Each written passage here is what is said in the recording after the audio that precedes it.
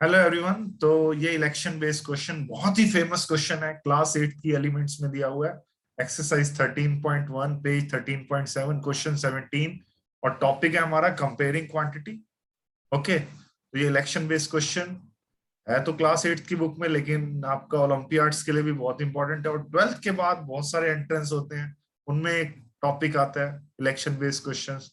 Graduation के बाद कई ऐसे गवर्नमेंट जॉब्स के एग्जाम होते हैं जिसमें इलेक्शन बेस्ड क्वेश्चंस आते हैं। तो मैं बच्चों को, चाहे बड़े बच्चे आते हैं चाहे छोटे बच्चे आते हैं, तो इसकी मैं एक बहुत ही अच्छी टेक्निक बताता हूँ। वो क्या है, जो टोटल नंबर ऑफ वोटर्स इन्होंने पूछा हुआ है क्वेश्चन में, उसको आप जैसे बाकी बुक्स में तो क्या दिया हुआ है या वेबसाइट्स और जगह पे कि एक्स मान के चलते हैं, लेकिन हम क्या करेंगे, ये जो टोटल नंबर ऑफ वोटर्स हैं इसको एज्यूम कर लेंगे हम एक्स की बजाय 100x।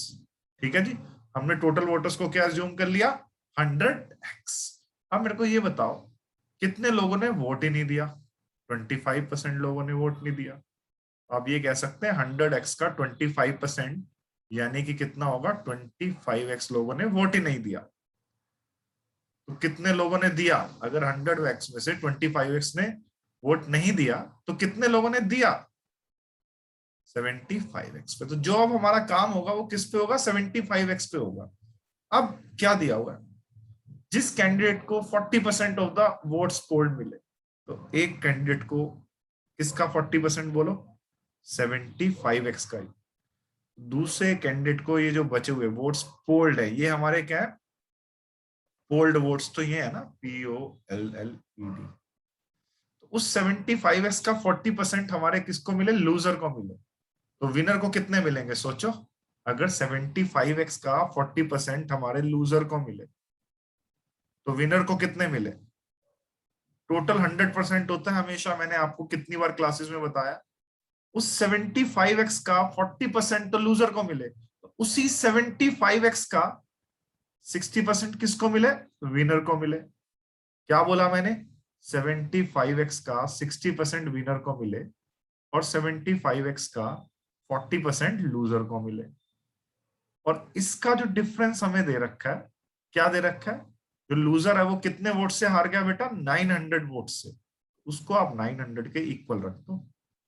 ठीक है, तो आप माइंड में ही कर सकते थे ये क्वेश्चन यहां तक तो, लेकिन आपको तो एग्जाम में करके पूरा दिखाना पड़ेगा ऐसे, तो मैं वैसे ही करके दिखा रहा था। लेकिन आप अगर आप लॉजिकली सोचते तो 75x का 60% माइनस 75x का ही 40%, 75x का 60% माइनस 75x का 40%, तो लॉजिकली 75x कॉमन आ गया, अंदर 60% माइनस 40%, तो लॉजिकली यही स्टेप ही तो बचा, 75x का 20%।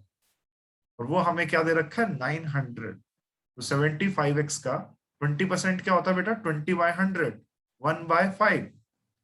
20% को आप 20/100, का सिंबल हटाते हो तो मैंने बताया हुआ ना, बेस में क्या लगा देते हैं, 100। तो 20/100 को मैंने डायरेक्ट 1/5 लिख दिया।